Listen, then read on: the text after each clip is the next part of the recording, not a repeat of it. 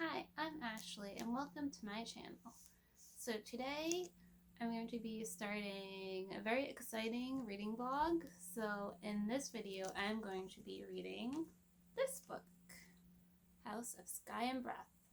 So I am super excited to start this and a little nervous because the first book was one of my favorite books of last year. So I can't wait to read this one. And this one was so intimidated at first because of how long it is, but I flew through this book so fast because I enjoyed it so much. So I'm hoping this one will be the same way. And also, while reading this, I'm also going to annotate it, this will be my first time annotating a book. So I have sticky tabs here. And I have an idea of some of different sections, some of the different tabs I want to do. So I'm going to start with setting up the tabs for this.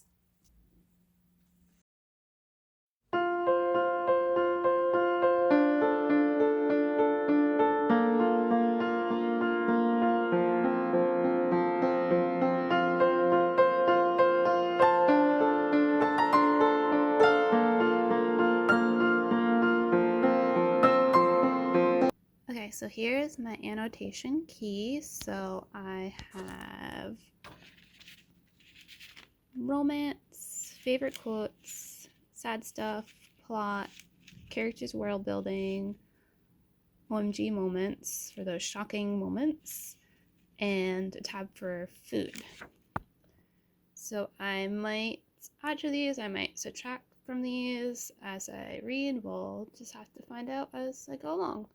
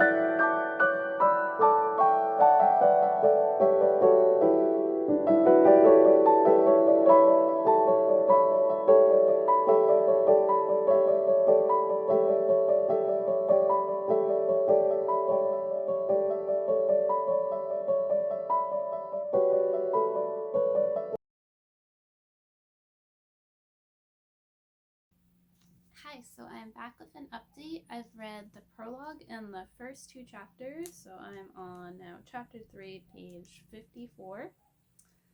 And I am really liking it so far. The prologue did throw me for a loop for a moment because it follows this character we never met before, Sophie. She's trying to rescue her brother from this facility. So that just took me a little bit to get into and to wrap my mind around what was happening because there was a lot going on in that prologue. But yeah, once I got into the prologue, I really enjoyed it. Stuff was happening so fast. The magic that Sophie had was really cool. And then of course the end of the prologue was sad, and I was like, here we go, already some sadness, and it's only the prologue. But then chapter 1, we go back to Bryce. So then I was like, okay, chapter 1 was more lighthearted because it just had Bryce seeing how her life is going so far, and then Hunt was there, so you had the banter between Hunt and Bryce, which is always a lot of fun. So yeah, that's about where I'm at. I'm really enjoying it so far. I'm loving being like pulled back into the world and being back with the characters that I know from the first book. I will say, so with my annotating, this is what I have so far. I did add another tab, this purple one that is just like, what is going on? So that's just one for when I'm like, huh, like what's that? What's happening? Which I had an instance of that in the prologue, so I added that. But so far I would say the most tab I have is just like the character world building tab, is that blue one. And then I had some favorite quotes, and then I marked some of the romance so far too.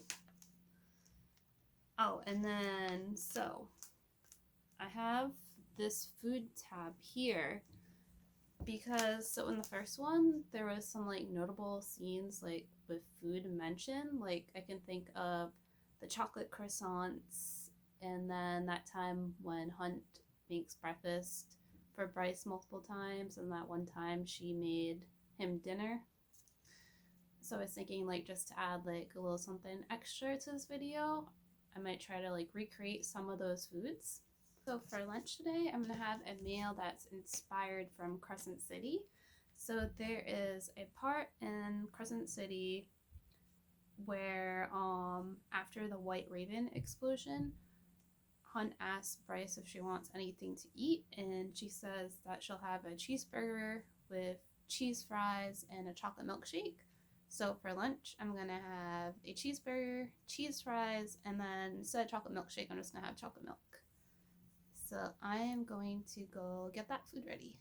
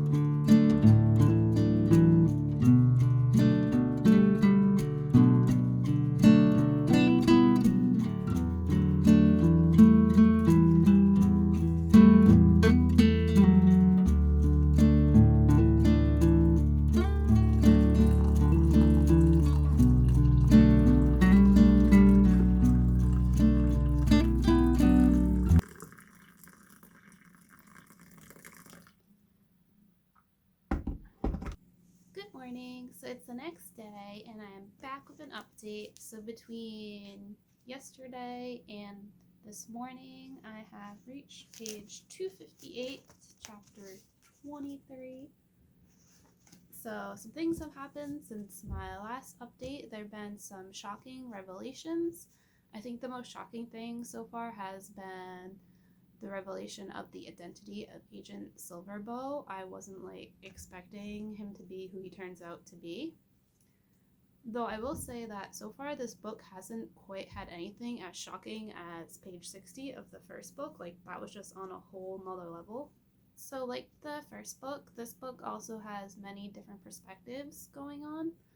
And I like reading from different characters' perspectives, so I've been interested in all of them so far. Though I will say that Therian's is probably the one I'm least interested in. Like, he's not my favorite character, so.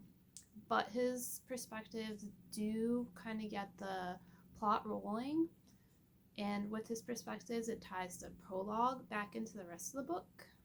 One of my favorite things so far about this book is just reading the interactions and the banter between Bryce and Hunt. I just find their chemistry to be great, and their banter is just always amusing. Also, it makes me happy that Ethan is in this book and that we get to read chapters from his perspective. I just really like his character, and the scene with him and Donika's sword just made me smile. In terms of annotating, I feel like I've slowed down a little bit. I find that I'll put like tabs on stuff and sometimes underline sentences, but I don't usually like write a lot. So yeah, that's about where I'm at with the book and with my annotating. So now I'm going to go make some breakfast, and I'm going to make a breakfast inspired by the first Crescent City book. So in that book, Hunt makes Bryce breakfast multiple times throughout the book, and he makes her bacon, eggs, and toast. So that's what I'm going to make for breakfast.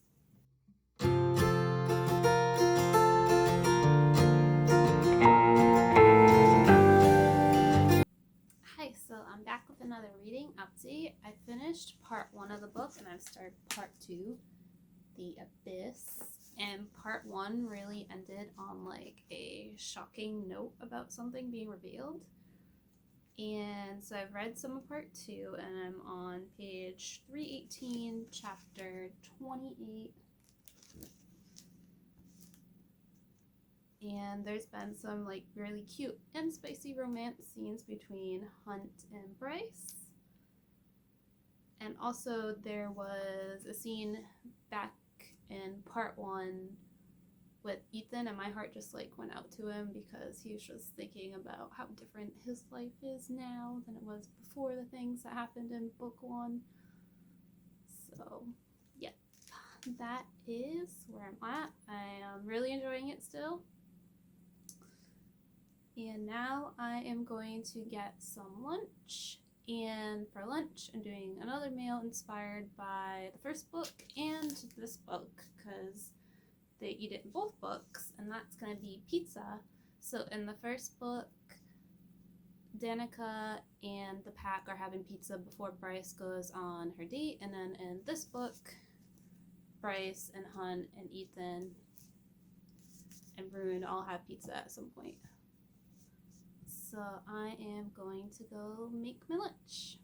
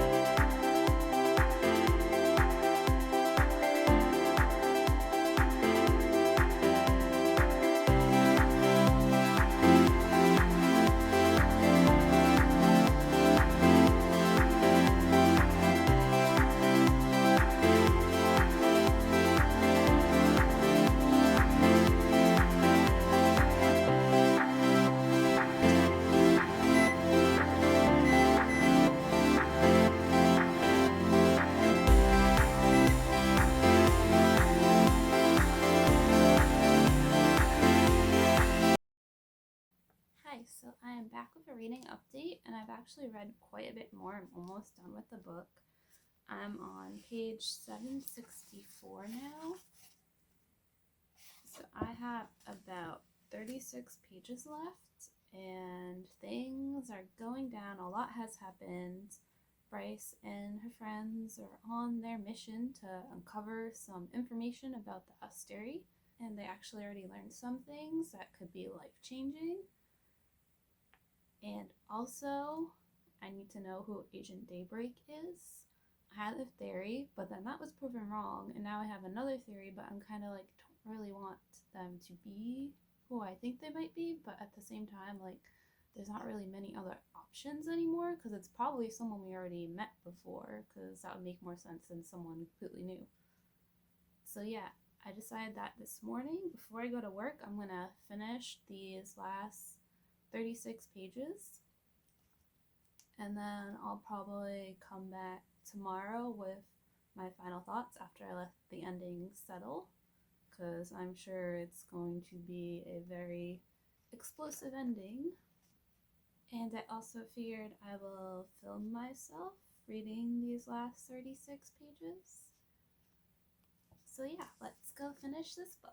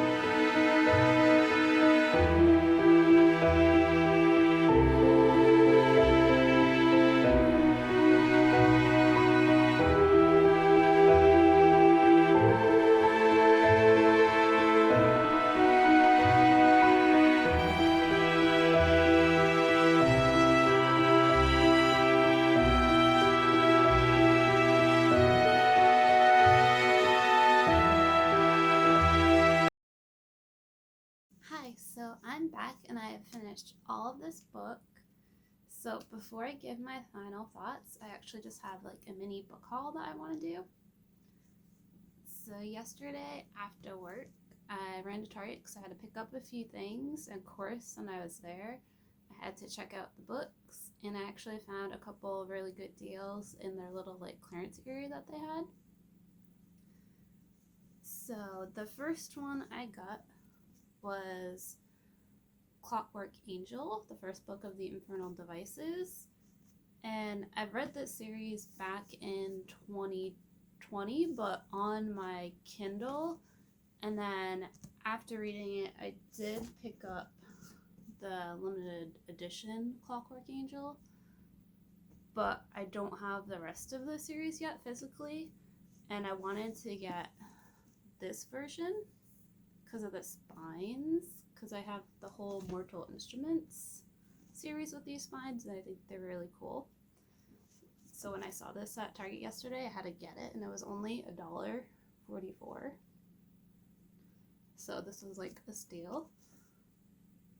And the only thing that's going to probably be a pain is getting off all these stickers. So yeah, that's the first thing I bought.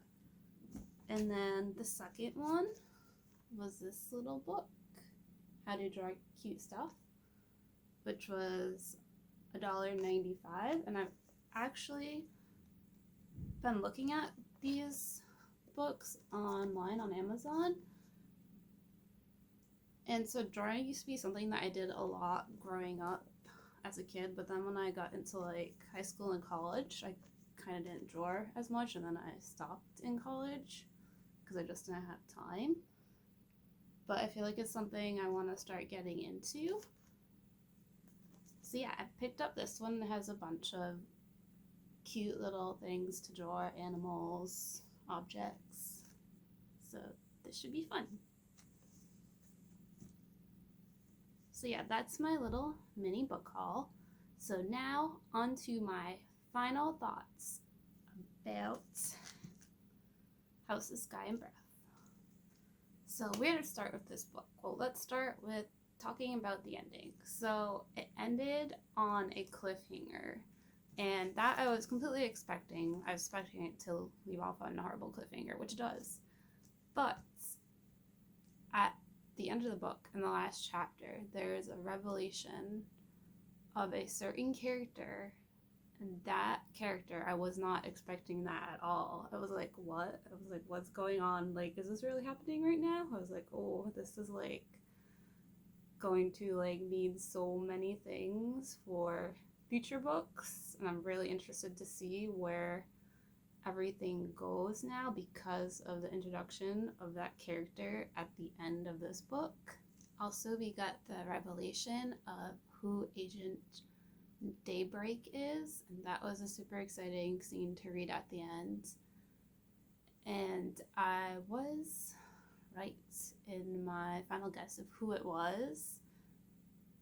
And so I have mixed feelings about that, and oh my gosh, my heart just goes out to Rune. So overall, like the first book, I loved this one, and I'm giving it 5 stars. Just like the first one, I never felt bored reading this, and even though this is an 800-page book, it never felt like an 800-page book to me. I will say, though, I didn't quite love it as much as the first one. I just felt that the first one had some more exciting scenes, and especially the climax and the finale of the first one were just really epic. And while the climax and final scenes of this one were still really good and really exciting and pretty amazing, they weren't quite on the same level as the first one, which was just like what I personally felt. And once again, like the first book, one of my favorite parts about this book was the characters. I just loved getting to see them develop and their interactions with each other and their relationships with each other. The sibling bond between Rune and Bryce in this one really shined, and I just found their relationship to be so precious. And similarly, the friendship between Rune, Flynn, and Declan just made my heart so happy. And then Ethan was one of my favorite characters in this one, and I loved getting to read from his perspective. I also loved all the scenes with Flynn and Declan. They just always made me laugh and brought a smile to my face. Even Therion grew on me throughout this book, though he's still not my favorite character, but I like him a lot more than I did at the beginning of the book. And then another character who I ended up liking a lot more than I thought I was going to like was Cormac. Overall, I just really loved all the characters in this book, and they're really what makes the book for me. Like the characters, I love the world of this book as well. I just really love the fact that all these different mythical creatures are living in this world. And one of the things in this book that I really liked was that they introduced a dragon, and I really hope we get to see more of this character in the future. And also, this is a little bit random, but there was a line that mentioned that there was a Phoenix fox shifter, and that just made me really happy and made me smile because foxes are one of my favorite animals, especially Phoenix foxes. I did find the plot in this one to be very slow paced, and it seemed like it meandered a little bit, but I also think that this was partially because we got so many different chapter perspectives from so many different characters. But again, like, this didn't really bother me because I am more of a character reader than a plot reader, so it didn't bother me at all, really. All in all, I felt like this one lived up to the first one, and I'm super excited to read the next one. So that's it for this video. Let me know in the comments down below if you have read this book, what you thought of it. So yeah, thank you for watching. Bye!